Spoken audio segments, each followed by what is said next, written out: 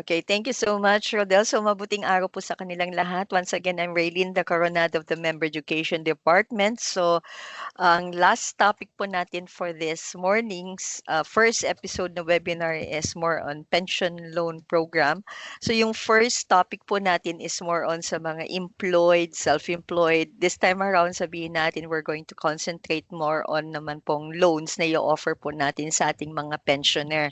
So dito, parang ang latest update po dito is not only exclusively for our retiree pensioner ang ino-offer nitong program na to, but as well as din po sa ating mga surviving spouse. Okay, so ito yung outline ng aking presentation. So definitely, unahin po muna natin kung anong meaning ng pension loan program natin, how to apply for that pension loan, how much syempre is the loanable amount, and what are the repayment terms options para at least pwede tayo pumili kung alin po talaga mas amenable po sa atin, magkano naman din po yung interest and other charges and even other fees, and how to apply. Dalawa yung aking naging topic, how to apply for the pension loan program po natin. Okay, so ang meaning po ng ating pension loan, it is actually a cash loan granted to qualified retiree and surviving spouse pensioners, which actually aims to assist them in their financial need through a loan window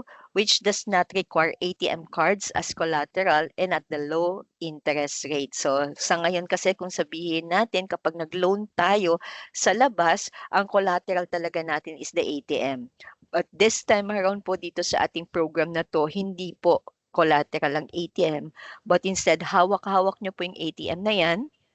Okay, so may control pa rin po kayo doon sa amount na mawi-withdraw po ninyo. So assist, okay, assist po, nagbibigay ng assistance po sa ating mga pensioner in times na sabihin natin hindi po kasya or meron po silang additional na expenses or kailangan po nilang bayaran or kailangan po nilang bilhin or kailangan po nilang i-maintain. So dito yung program na in-offer ni SSS para sa ating mga pensioner. So how to qualify for this pension loan po natin?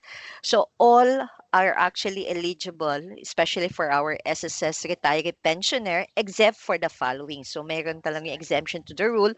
So those who are actually claiming or settled po yung kanilang claims under the special pension system.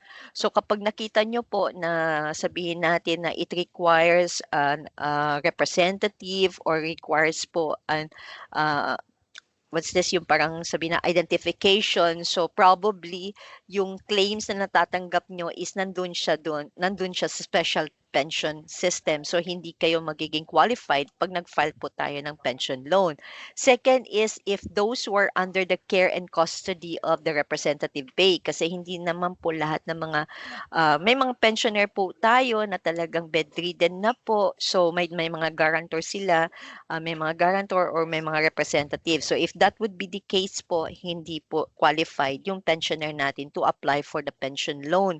Then those who are receiving monthly pension through check, so sa kapag natatanggap nyo pa po yung check, yung pension nyo through check po, you're not qualified to file for the pension loan. And with a pending request for re-adjudication or adjustment ng pension, so kung if ever meron kayong na-file na may adjustment sa loan, sa pension ninyo, or kung sabihin natin na meron pong mga claims din po, so nag-stop muna or may inayos po dun sa claim sa pension po ninyo, so tendency that would be the reason na hindi po kayo ma-qualify sa pag-apply sa pension loan po natin. Okay? Now for our surviving spouse naman din po, lahat din po except for the following din po. So first is the same with our retiree, yung settled po under the special pension program or special pension system, or kung if ever yung ating surviving spouse is under the care or custody ng representative payee, or if those children, dependent children, is under the care or custody ng representative payee or other than the surviving spouse pensioner, so hindi qualified. Then the fourth one is those who are receiving their monthly pension through check. So practically pareho din po siya dun sa retiree pensioner po natin. So yan yung mga exempted. Okay, exempted po or sabihin natin hindi qualified mag-file ng pension loan po natin. So the last one is also yung kapag may mga pending request for re adjudication or adjustment ng pension po natin.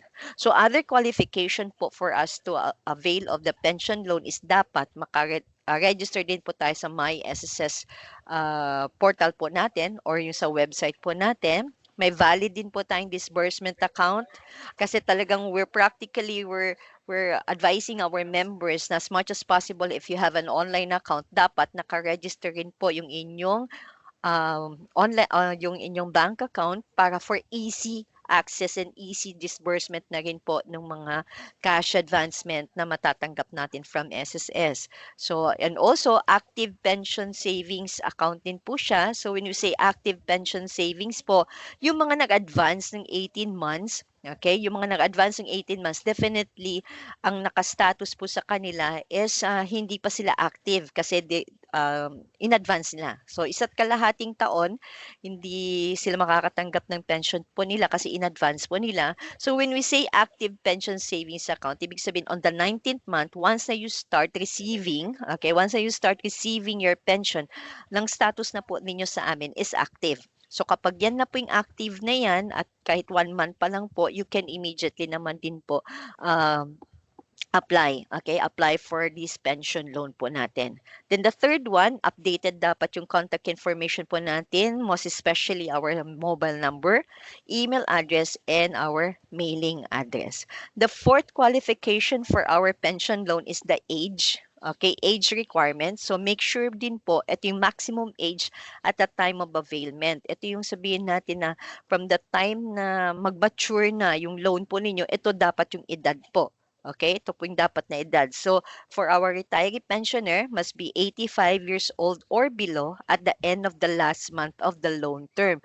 So if ever ang maximum age po ninyo is nasa 84 years and 4 months, so yung loan term na lang po na babayaran nyo para for this pension loan is nasa 6 months, within 6 months.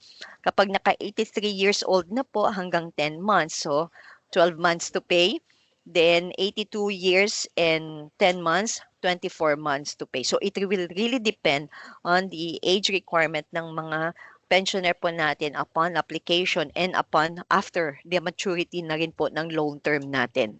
Okay, so nakadepende yung kung hanggang kailan nyo po siya babayaran. Okay, so for our surviving spouse naman din po, ito yung maximum age at time of the availment po natin. So from 18 years old up to 85 years old at the end of the last month of the loan term. So 84 years old and 4 months, so 6 months to pay na lang siya. 83 years old and 10 months, 12 months to pay. Okay, so yan yung age requirement po natin pagdating sa qualification ng ating loan pension. Other requirement po, no deduction from your monthly pension. Number 6, must have no existing advance pension under the SSS calamity package. So we're also offering actually calamity package sa mga pensioner po natin who are actually affected by mga kalamidad po natin. So we're giving them yung ano din po, yung package po niyan para pwede sila makapag-avail. So if kailangan wala po tayong na i-apply po. Okay, from the time na we're filing for our pension loan.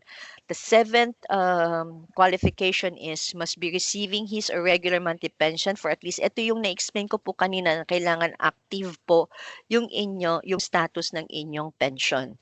Okay, so at least 1 month. This is practically for those who are nag-advance ng 18 months. So hindi po siya active yung account po ninyo kasi kinuha nyo po muna yung isa't kalahating taon na pension nyo.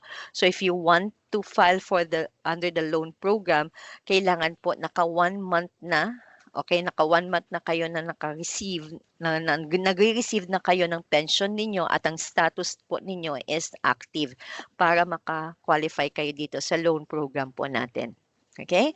Number 8 is must not have been disqualified due to fraud against the SSS, and the 9th qualification must be the sole payee to the death benefit. So this is in particular for our surviving spouse pensioner. So yan yung mga qualifications, practically sabihin natin yung edad, okay, from the time that you're filing na for your for the pension loan, okay, kailangan may active disbursement din po tayo, may online account din po tayo, and at the same time sabihin po natin is hindi po active, okay? Active yung ating account or yung status po natin. So practically yan yung basic and most important na qualification for us to qualify sa pension loan po natin. Kasi other than that, disqualified ka due to fraud or even sabihin natin you're a sole payee for your death, for the death benefit, or even sabihin natin na hindi ka nag-avail ng calamity package or ganito. So those are just side qualifications, but the main one is kailangan po may online account tayo, may disbursement account po tayo, and then at the same time active yung account po natin, right? Yun yung the main na requirement po na for us to qualify sa pension loan natin. Now, syempre, magtatanong tayo, magkano naman po mamang maloloan ko? So, dito sa table po natin, 3 times, okay? 3 times of the aggregate monthly pension po natin. So, 6 months to pay po yan. So, 6 times of the aggregate monthly pension, 9 times of the aggregate monthly pension, up to 12 times. Actually up to 12 times po pwede tayong mag-avail ng loan po natin. Huwag lang po tayong lalagpas sa maximum amount na 300,000. Yan. Ito yung maximum amount. So you can actually loan 3 times hanggang 12 times of the aggregate monthly pension. Okay? Then, ito yung repayment terms po natin. Okay? Not to exceed lang po ng 300. Now, for the surviving spouse naman po natin, ayan, na-late lang yung table natin. So, 3 times hanggang 12 times din po ng aggregate monthly pension. Okay? Based on the 50%, yan, 50% actually lang siya. So, ang maximum amount na pwede po nating ma-avail is wag lang po tayo lalagpas sa 150,000. So 50% of the aggregate monthly pension but not to exceed 150,000. So ito naman po yung mga repayment terms if ever 3 times hanggang 6 times po ng monthly pension. So ito yung repayment term, 9 times hanggang 12 months to pay. So probably sabihin natin yung surviving spouse kasi na hindi naman po siya member ni SSS kasi hindi naman po lahat ng surviving spouse are actually member of the SSS. So, ang tendency na lang po talaga dito is they need to really register sa online. Okay? Register sila sa online para kumuha dun sa ng SSS number. Kasi yung mga surviving spouse natin na hindi po SSS member and then they wanted really to apply for the pension loan po dito, they need to secure first an SSS number as a pensioner, as a as a surviving spouse. Meron po tayo doon. Okay? So, meron po tayo doon sa ating registration sa pagkukuha ng SSS number for the system to identify them that they're really under the surviving spouse po na program po natin or benefit po natin, beneficiaries natin. So, kailangan nyo po muna kumuha ng SSS number as a surviving spouse po kapag ang surviving spouse is not an SSS member. Okay? So dito sa ating ang dependence pension is actually not included. Hindi po kasama yung dependence. 'Di ba may 1,000 or sabihin natin na 250 whichever is higher or the 10% of the basic pension or 250 whichever is higher. Hindi po siya kasama dito sa loan po natin, sa amount ng loan po natin. So the dependence pension is not included dito sa pension loan program po natin. Okay? So what are the interest and charges and other fees pagdating po dito? So kung titingnan po natin, the interest rate is 10% per annum po yan based on the diminishing principal balance. So kung ano na lang po yung remaining balance po doon po ngayon titingnan or kukunin yung 10% per annum po natin. May service fee po na 2% of the loan amount. One time lang po yan. Prorated po yung interest. So, 10% per annum from the date of pension loan granting up to the end of the month prior to the first month amortization. So, prorated siya.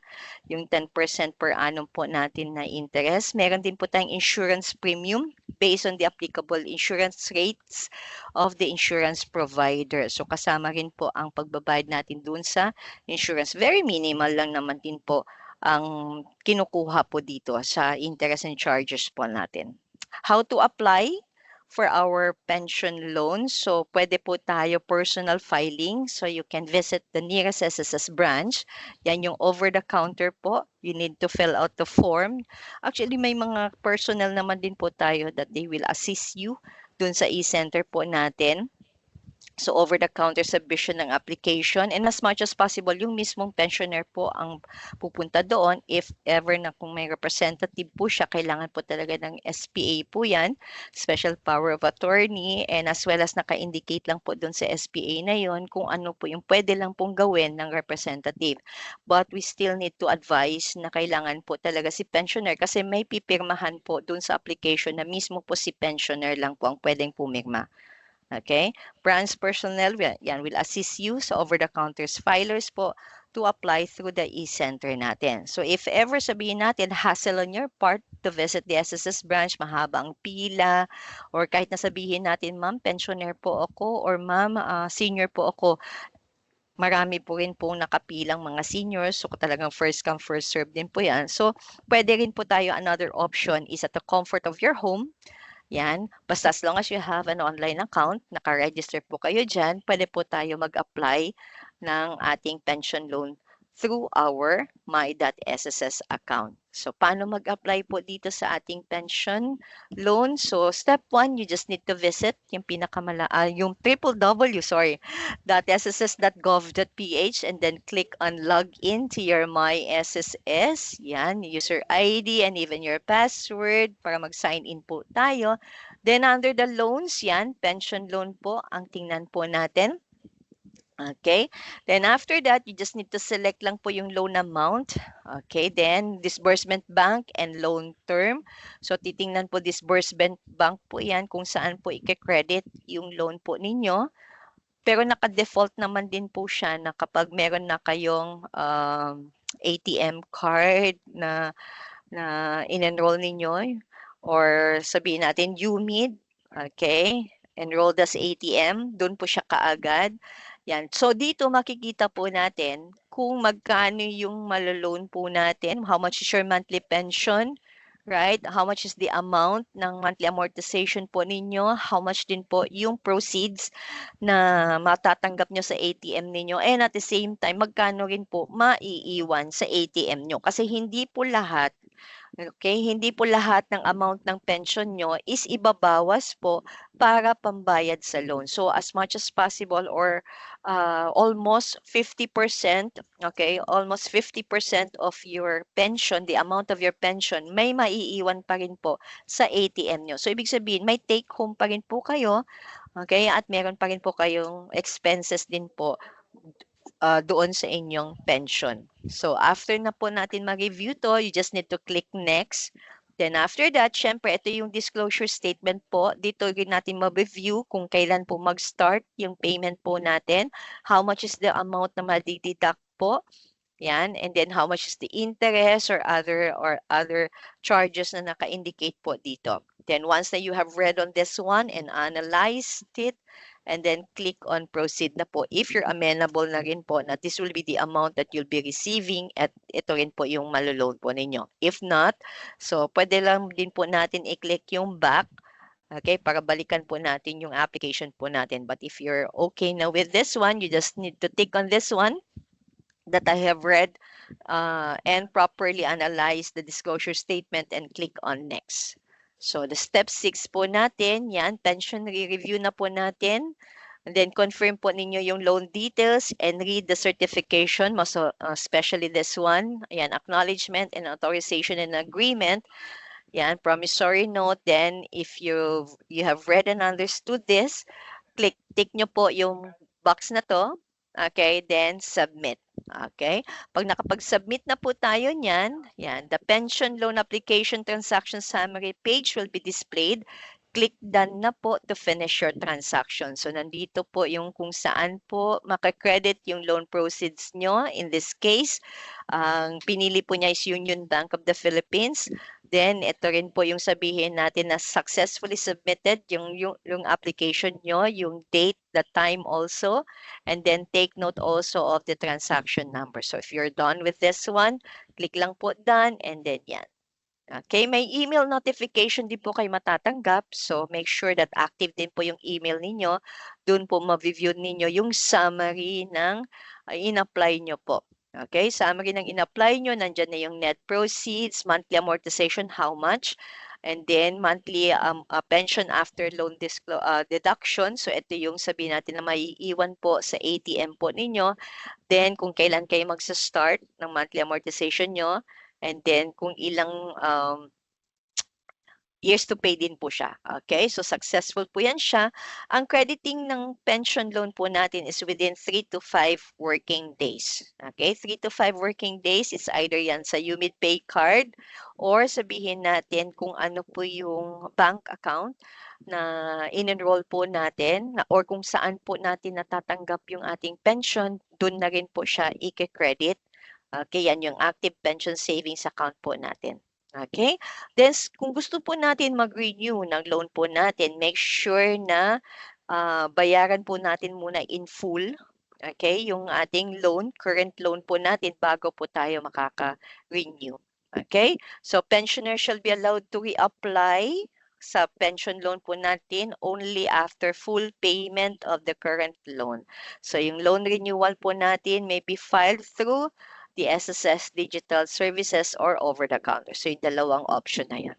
Okay, so before ako mag-end ng presentation ko, ito lang po, just an FYI lang din po sa lahat ng ating mga pensioner. The pension loan is actually covered by the Credit Life Insurance such that in the event of death, kasi minsan yun ang iisipin natin pag namatay po si pensioner, paano, tapos may loan po siya, anong gagawin po? Hahabulin ba ni SSS yung mga kamag-anak para bayaran po yung natitirang loan? But in this case po sa ating pension loan program, in the event of the death of the borrower before the end of the loan term, any outstanding balance shall be considered fully paid, yan, fully paid po, and shall not be deducted from death benefits of the beneficiaries, if any. So, ibig sabihin, Credit Life Insurance po, naka-enroll po yan yung ating pension loan. So if in the event of the death of the borrower po, yung balance po niya, fully paid na po yun. Hindi na po siya ibabawas sa death benefit ng mga beneficiaries na mag-claim or hindi po nahahabulin ni SSS yung ating mga pensioner po, yung mga beneficiaries ng pensioner natin para bayaran yung kanilang utang. Practically sabihin natin is pag kailangan na kailangan po natin, okay, then as much as possible din po, kaya gumawa rin po ng program ng ganito si SSS is really to give assistance doon sa mga pensioner po natin kasi di ba marami na po talaga ang pumupunta sa mga lending at iniiwan na nila yung ATM nila, nagiging collateral na po. So in the end, instead of naging comfortable po sila doon sa pension na natatanggap nila, minsan yun pa rin po yung nagiging hadlang or pasakit sa ating mga pensioner. So, inopen ni SSS yung program na to para at least hindi naman 100% of the amount is ibabawas but ang practically na ang outcome niyan is meron pa rin pong maiiwan sa kanya. Kasi very important po talaga kay SSS na mabigyan natin ng sigurado, di ba? I mean, mabibigyan natin ng kinabukasan or assurance. Assurance yung not only for the employed kasi di ba, mga salary loan or other benefits na meron, but as well as din po yung ating mga pensioner. Kasi it doesn't end yung ating pagiging member, it doesn't end yung support, protection ni SSS kasi dahil nag-file na tayo ng benefit natin sa pension or nag-file na tayo ng retirement natin. No, it doesn't end there. 'Di ba? It doesn't end there. Kung titingnan niyo po, kahit na hindi na kayo nagtatrabaho, nagpe-pension na po kayo, hindi po nawawala yung protection ni SSS sa inyo. Kasi as always, ang slogan po namin, kasi kay SSS, sigurado ang bukas. So that would be the end of my presentation. Balik ko po sa ating mga facilitator, yung ating floor for any further announcement or even yung ating question and answer. Thank you so much. God bless everyone. All right. Thank you very much for that very insightful discussion and for sharing your knowledge, Ma'am Lynn, for about the SSS Pension Loan Program. And mga kaeskwela, bago tayo dadako sa ating question and answer na part, no? Nais lang namin kayong i-remind or bigyan ng babala. Kasi ito lagi talaga naming sinasabi to sa lahat ng mga seminar, sa lahat ng mga SSS members na nami-meet namin. Mag-ingat tayo sa mga scammers, no, yung mga fixers, mga nagpapakalat ng mga fake news na yan, no.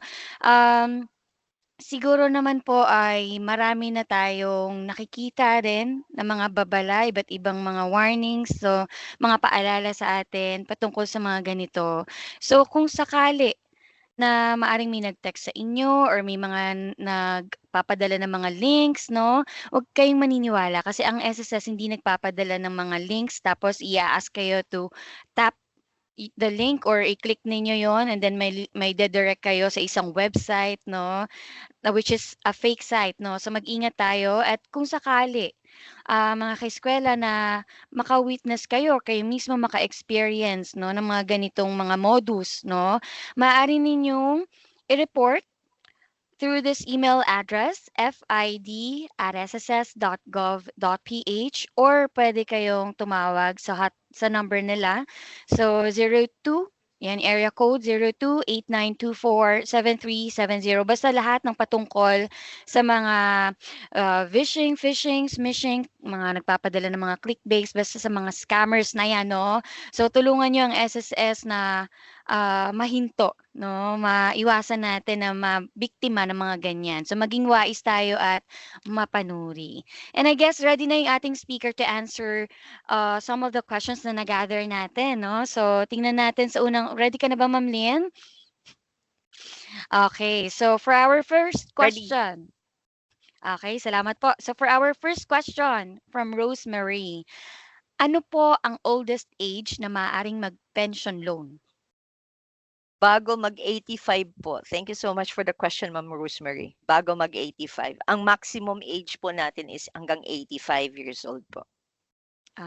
Okay. So thank you for answering that question. Second question ay from Pachi Samonte. Pachi Samonte. Kapag nag-avail po ng 18 months advance pension at nasa 6th month pa lang ng benefit, maaari pa rin po bang mag-pension loan? Okay, thank you so much for the question, Pachi Samonte. Yan.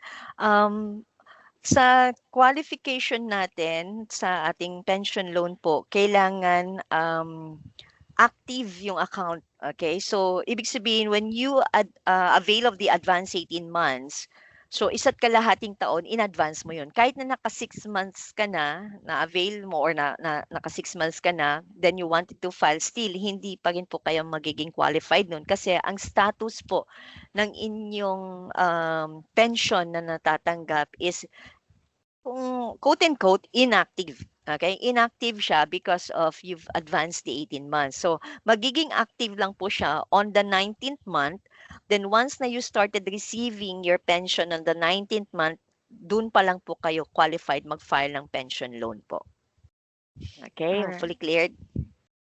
Ayan. Tingin ko naman po nabigyan linaw dun sa ating kaeskwela na nagtanong na si Miss Pachi, no? Yung kasagutan ni Ma'am Lynn, pagpapaliwanag ni Ma'am Lynn. So for our third question, tingnan nga natin from Jojo ng Kalapan. Maaari po, Kalapan, wow. Okay, parang pupunta yata dito si Ma'am Lynn this year. So Antayin Jojo nyo from kami sa Kalapan. Kalapan. Okay, so ito yung tanong niya. Maaari po bang mag-loan kahit na minor dependent? Minor dependent, hindi puwede siya, eh. I mean, hindi puwede mag-loan yung minor dependent po natin kasi, 'pag minor dependent ibig sabihin under ka doon sa guardianship ng kung sino yung nag-aalaga sa'yo. So, hindi po puwede mag-loan ang ating minor dependent po. Okay, so thank you. And thank you as well, Jojo of Calapan, for that question. Okay, so for our fifth question, ito po, no, may kapangalan sa office. Jerome, pwedeng mag-renew ng pension loan kahit hindi pa tapos ang payment term? Alright, thank you so much, Jerome. So, one of the requirement kasi natin para maka-renew tayo, you need to finish first, okay? Kailangan fully paid, okay? Fully paid ka, wala ka ng obligation before you can renew. Yun po yung isa sa mga qualifications po ng ating pension loan that you need to finish first yung payment term po ninyo, fully paid ka na dapat bago ka makapag-renew ng bagong loan po sa pension loan. Okay, salamat po, Ma'am Lynn, for that very detailed answer. And I guess itong susunod na katanungan po, Ma'am Lynn, ay last na. Okay, so last question from our K-Eskwela. So let's check. From Boyet Estrante. So ito po yung katanungan niya, Ma'am Lynn. Retiree and survivor pensioner po ako. Mari po ba akong mag-loan sa dalawa? Dalawa, yes, pwede pong dalawa. Pwede po kasi we're actually treating per benefit natin as different. Hindi siya yung dahil retiree ka, hindi ka na pwedeng mag-file or retiree ka or survivor, hindi ka pwede mag-file ng ganito. So, pwede po. Basta yung sabihin natin sa retiree pensioner po natin up to the maximum of 300, survivor pensioner po natin is up to 150 po. Okay, so thank you, Ma'am Lynn, for answering some of the questions na nag-gather natin. At salamat din sa mga kaeskwela natin na nagpadala ng mga katanungan. So, clap, clap, clap po para kay Ma'am Lynn and para din sa lahat din, no, ng mga nakasama nating speakers today. Tapat, totoo at makabago. Sa SSS, sigurado ang